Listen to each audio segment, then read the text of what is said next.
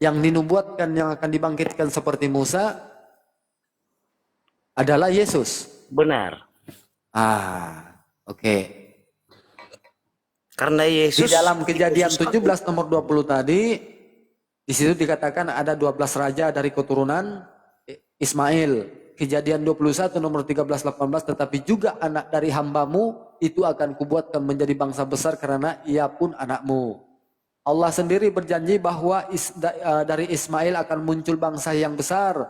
Dalam sejarah bangsa Arab adalah keturunan Ismail. Maka bangsa yang besar itu secara menjadi terpenuhi melalui bangsa Arab dan lainnya dari Nabi Muhammad SAW yang membawa Islam. Nubuatan nabi seperti Musa, seperti yang di Ulangan 18 tadi nomor sampai 19, itu perhatikan kata-katanya. Seorang nabi akan kubangkitkan bagi mereka di antara saudara mereka seperti engkau Musa. Aku akan menaruh firmanku ke mulutnya dan ia akan mengatakan kepada mereka segala yang kuperintahkan kepadanya. Di antara saudara mereka, Musa berbicara kepada bangsa Israel. Saudara Israel keturunan Ismail. Karena Ishak dan Ismail adalah dua saudara dari Abraham. Seperti engkau Musa. Nabi ini akan mirip dengan Musa dalam membawa hukum syariat dan memimpin umat, saudara. Apakah itu Yesus? Tidak pernah Yesus menaklukkan bangsa-bangsa, saudara. Tidak pernah. Jadi gini, Siapakah yang menaklukkan bangsa sampai hari ini? Dalam Bible Paran adalah wilayah tempat Ismail menetap di Arabia. Kejadian 21 nomor 20 sampai 21, Allah menyertai anak itu Ismail dan ia menjadi seorang pemanah. Ia menetap di padang Paran dan ibunya mengambil seorang istri baginya dari tanah Mesir, saudara. Apakah Yesus dari tanah Arab? Tidak mungkin. Bisa saya jawab, Apakah Yesus keturunan Ismail? Tidak juga, dia keturunan Isa, saudara. Jadi saya kira udah jelas ya kalau di perjanjian baru yang masih terjemahan. Berikan saya ruang untuk menjawab sedikit. Silakan. Tuhan mengutus para nabi ya bukan untuk berperang, bukan untuk mengalahkan bangsa lain. Iya, tahu saudara, tahu. Nah, sama seperti Musa diutus untuk menyelamatkan umat pilihannya keluar dari Mesir. Artinya pengutusan para nabi tidak berbicara perang, tidak membawa pasukan. Nabi-nabi tidak ada yang membawa pasukan, Pak, di perjanjian lama. Oke. Sama dengan Yesus. Silakan. Diutus ke tengah-tengah umat Israel. Sebagaimana Musa diutus ke tengah-tengah umat Israel. Jadi hanya itu yang klop, Pak. Ya, jadi Bapak punya Bible nggak situ? Ya. Coba dibuka Ulangan 33 nomor 2. Tuhan datang dari Sinai dan terbit kepada mereka dari Seir dan tampak bersinar dari gunung Paran. Datang dengan 10.000 orang kudus dan tangan kanannya keluar api hukum bagi mereka. Burung Paran di mana, saudara? Pak. Arab. Itu kan Tuhan yang datang, Pak, bukan Nabi. Jadi yang berperang untuk Israel. Oke. Aku akan berperang. Aku akan mengalahkan musuh-musuh. Saya tambahkan lagi, saudara. Di dalam Bible mengatakan Paran adalah wilayah tempat penetapan Ismail. Kejadian 20 nomor 21, Kejadian 21 sampai 20, Kejadian 21 21, Allah menyertai anak itu Ismail dan ia menjadi seorang pemanah. Ia menetap di padang Paran dan ibunya mengambil seorang istri baginya dari tanah Mesir.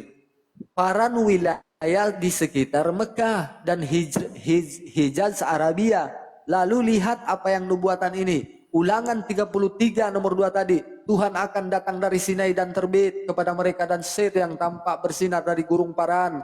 Datang dengan 10.000 orang kudus dari tangan kanannya, keluar api hukum bagi mereka. Maknanya simbolik Sinai tempat Musa menerima wahyu Taurat, Seir wilayah Palestina tempat Isa, Paran wilayah Arab tempat Muhammad SAW, saudara. Jadi wahyu, Tuhan turun ke atas gunung Sinai. Sabar saudara.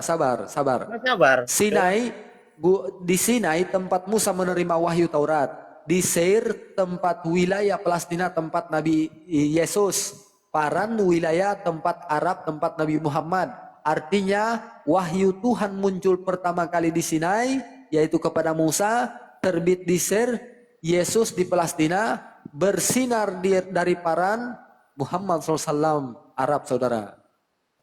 Jadi jelas, Tuhan akan mendatangkan wahyu yang terakhir dari Paran. Oke. Kita baca Berfirman, Keluaran 19, Pak. kan dia sudah mengatakan kepada Musa, aku akan menaruh firmanku ke bibirnya, Ya.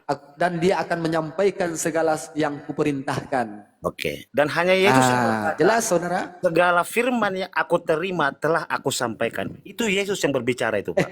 Masalahnya Yesus tidak tinggal di Arab saudara. Itu masalahnya. Ini Tidak tinggal di Arab. Bang. Ini berbicara tentang Paran. Coba saya sekali Beda. lagi ya saudara. Sekali Beda. lagi. Sekali lagi.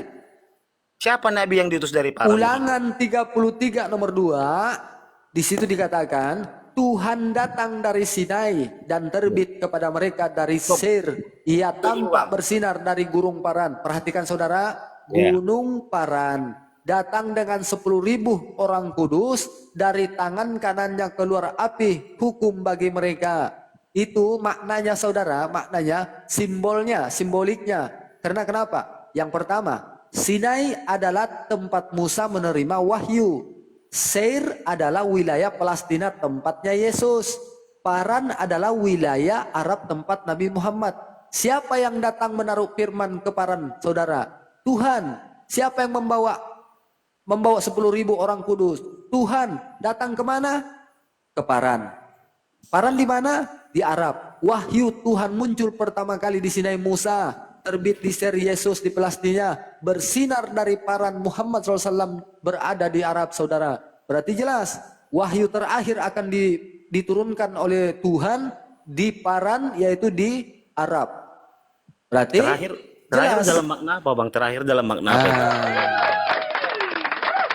Apakah baginda Nabi Ulangan 33 nomor, baca ulangan 18 nomor 18, ulangan 33 nomor 2. Oke, dari Jelas, konteks saudara. tadi ya, kalau saya ikuti narasi Abang meyakini juga bahwa Tuhan datang dari sini, artinya Tuhan ada di bumi, benar tidak?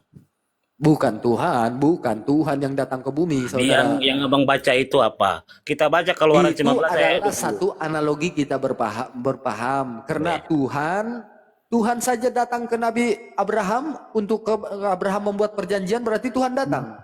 Makanya, Bang, Itu analogi kita sebagai konsep manusia, saudara. Tuhan berbicara dengan Nabi Musa di atas Gunung Sinai, yang tertulis di Keluaran 19 ayat 20. Iya. Lalu Tuhan turun ke puncak Gunung Sinai dan memanggil Musa untuk naik ke atas sana. Dan Musa pun naik. Artinya Tuhan turun ke bumi di atas Gunung Sinai. Apakah Anda yakin dan percaya kalau Tuhan turun ke bumi bisa? Itu cuman pemahaman kita, saudara. Nah, kalau Abang berbicarakan itu pemahaman, namun Anda mengutip itu cuman pemahaman kita. Pemahaman kita, tidak ada manusia tidak ada Tuhan yang turun ke bumi. Itu cuman pemahaman kita. Akan tetapi kita nggak usah dulu bicara tentang Tuhan yang akan menyampaikan wahyu. Itu kita tahu, walaupun kita tidak jelaskan, kita tahu. Kenapa? Karena kalau kita berbicara, coba diperhatikan saudara, coba diperhatikan. Coba diperhatikan tadi. Kalimat datang dengan 10.000 orang kudus yang menarik, karena ketika Nabi Muhammad SAW menaklukkan Mekah, beliau masuk bersama 10.000 sahabat tahun 630 Masehi. Berarti nubuatan itu digenapi oleh Nabi Muhammad. Nubuatan dalam Yesaya 42 tentang hamba Tuhan dari timur, Yesaya 42 nomor 1 sampai 4. Lihatlah hambaku yang kupegang, yang kupegang, ia akan menyatakan hukum kepada bangsa-bangsa. Nyanyikanlah nyanyian baru bagi Tuhan. Biarlah padang gurun dan kota-kotanya mengangkat suara desa-desa tempat orang Kedar tinggal bersorak-sorak. Padang gurun di mana, saudara? Mekah. Yesaya 42 1 sampai 11 Anda baca. Apakah Yesus pernah tinggal di Mekah? Pernah Abang mendengar, akan kupanggil anakku dari gurun, di mana